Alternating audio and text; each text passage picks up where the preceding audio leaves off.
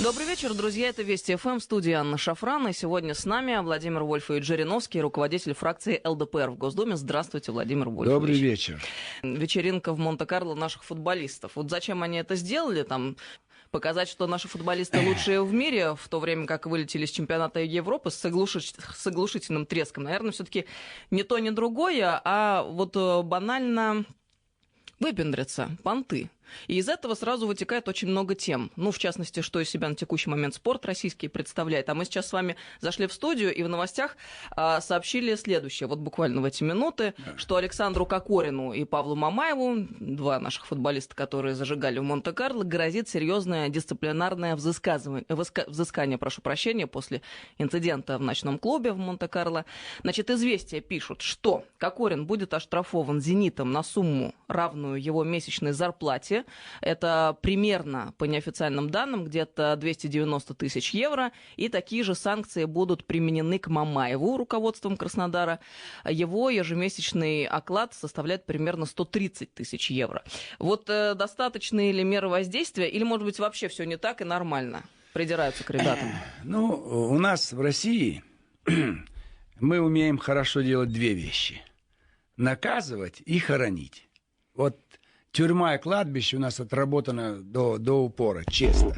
Вот Астахов, что-то там не то сказал, все, кампания началась, вспомнили там какие-то дела у него имущественные и так далее. Ведь это был оборот речи. Он вовсе не хотел в чем-то кого-то упрекнуть, но начать разговор с чего-то надо. Ну вот вы там купались, плавали, ну как поплавали? У него не было злого умысла. Так и здесь вот. Ребята, отпуск сейчас. Ну, поехали. Они же были во Франции. Там же рядом все, Ницца, как говорится, пешком можно дойти.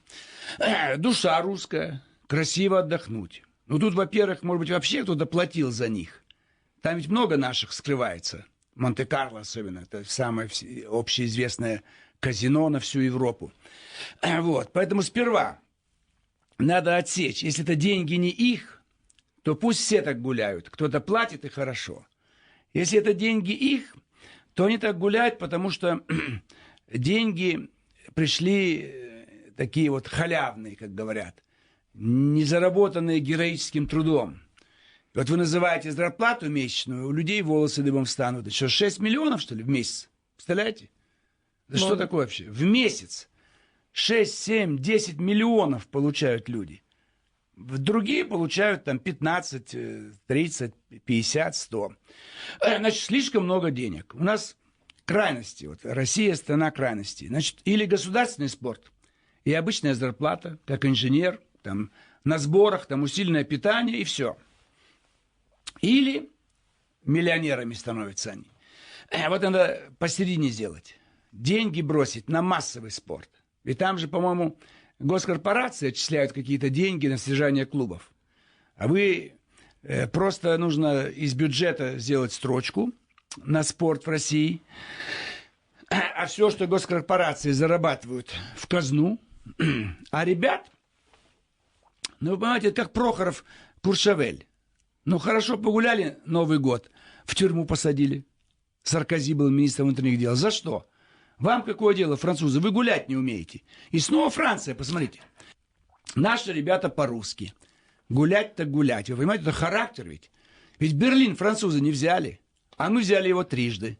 Первый раз в 1763 году еще.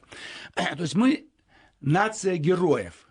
Мы можем вот в космос первые выйти, вот великую битву выиграть, там Суворов, Жуков и так далее. И погулять хорошо. Вино давай всем, 500 там бутылок, все, пей, ребята. Поэтому я не знаю, зачем здесь на них нападать. Другое дело, заменить схему управления спортом в стране. В этом вина. Государство зачем ввело такую схему? Почему Мутко и министр спорта, и руководитель Российского футбольного союза, зачем это нужно делать? Это отдельно, там федерации сколько у нас? Вот занимаешься спортом, сиди, ты чиновник. А футбол-то отдельно. Значит, надо изменить управление спортом. Спорт спустите деньги вниз. Перейти снова к соревнованиям дворовых команд.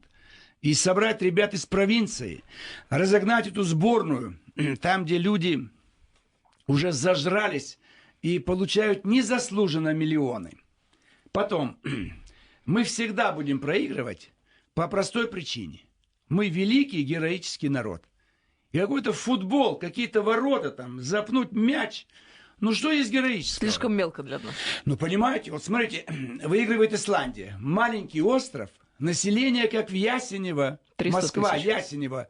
Вы представляете, у нас мы даже не знаем, где Ясенево, многие не знают. Я там просто жил рядом, теплый стан. Какого черта там?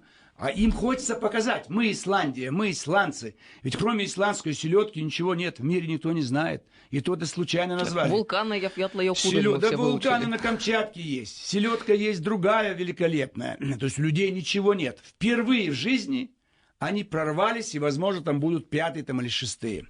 Поэтому мы будем всегда проигрывать маленьким странам, проигрывать такие вот ничтожные какие-то мелкие спортивные баталии, даже в хоккее. Это же наше родное хоккей, зимний вид спорта. Мы проигрываем Словакии, Чехии, Финляндии, Швеции. Всем малым странам. Поэтому здесь, значит, Кокорин вот наказали, и Мамаев наказали.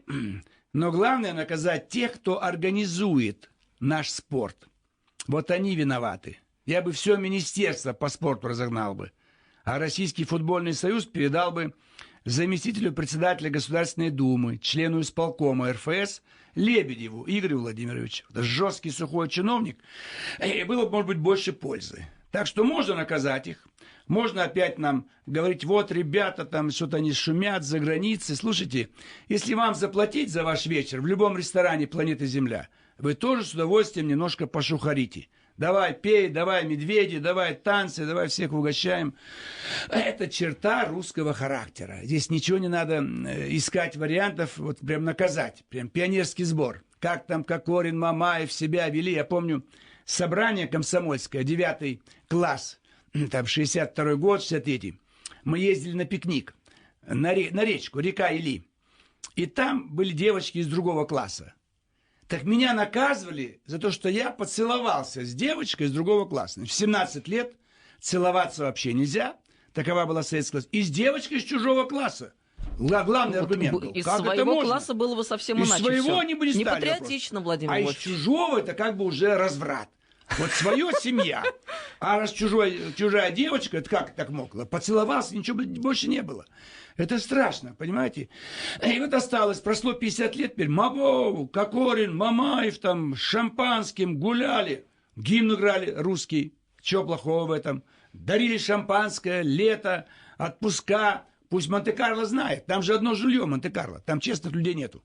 Пускай жулики всей планеты знают. Вот русские ребята приехали и показывают свой, так сказать, шарм. Но самое главное – спустить спорт вниз. У нас все сверху. Беда Российской империи, Советского Союза сегодняшней – все делается сверху. У нас перевернутая пирамида. Внизу медленно живет народ, обиженный царем, коммунистами и нынешней властью, так сказать, частично люди недовольны. А все решают начальники, чиновники. Вот дети погибли, Карелия. Так чиновники решали. Они решили вот так вот дать, как говорится, возможность заработать этой организации частной на отдыхе детей. Спорт. Вот поехали тех, кого определил там Мутко или Слуцкий. Кто такой Слуцкий вообще? Он тренер ЦСКА. Он в чем его изюминка, так сказать? Абсолютно ничего нету. Он тут же сбежал. Все, 3 матча, я ухожу. А что ты уходишь? Тебя в тюрьму надо посадить за такое тренерство. Вопрос у нас, в общем, в том, как организован российский спорт. Потому что все, что мы умеем, это покупать игроков и натурализовывать. Но, как выясняется, и это не работает. Так как говорит мой старший коллега неоднократно, мы вместо того, чтобы яблоневый сад разводить, покупаем ящик яблок. И это, естественно, не работает. И гнилых яблок, и испорченных яблок. И самое главное, даже и здесь прокол. Мы очень дорого платим за игроков, очень дорого платим тренеру. Можно в 3-4 раза меньше платить игрокам и тренеру. Результат не будет хуже. То здесь тоже транжирят. Почему? Не свои деньги, не свои. Это деньги крупных корпораций каких-то или государственные. Это вот советская власть. Ничему не научили работать. Как государство было мощное, сильное. А в смысле частной инициативы все подавлялось. Ничего нельзя было делать. Люди не умеют наши ни торговать, не искать талантливых игроков, даже внутри страны. То есть это все последствия вот советского государственного капитализма, когда чиновники сидели в кабинетах и чертили. Вот распределение товаров по стране. Чиновник в госплане направляет купальники на Чукотку. Он не смотрит, что Чукотка холодно, там что, меховые купальники пошлешь? Он разнарядку пишет. Вот сколько у нас там республик, регионов. В каждой направлении. Я был в Тбилиси. Туда из Сербии прислали сок. Да Грузию всю можно залить собственным соком. Опять Москва чиновник, он расписывает. И он не смотрит, что это юг, есть свой сок, а здесь холод, пляжа нету. То же самое футбол. Кукурузу, помните, Хрущев? Сеять везде. Она не растет на севере. Выше Белгорода нельзя поднимать. Уже Воронеж ей холодно, только Кубань. То есть это вот остатки, вот эта царская Россия, все царь решал. Советская власть, все эти коммунисты решали. И сегодня ведь все чиновники родились при советской власти. Это остатки того догматизма, неумения работать, так сказать. Это вот, так сказать, вот понимаете, сегодня некоторые партии сдают документы, и лидер одной партии говорит, вот у нас молодой депутат, 21 год. Ну зачем он такие вещи говорит? Вот когда он пройдет у тебя в Думу, тогда скажи. Ты же его поставил на непроходное место. Но чтобы привлечь внимание прессы, вот у нас есть депутат молодой. А средний возраст всех кандидатов в депутаты? У ЛДПР 32 года, а у вас 50.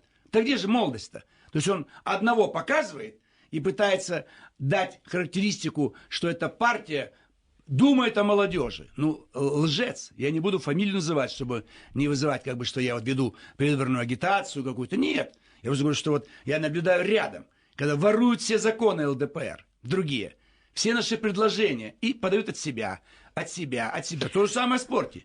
Нам, кстати, не способны Мутко убрать немедленно. Умножили неправильно. 290 тысяч евро, это 21 миллион рублей в месяц. Представляете?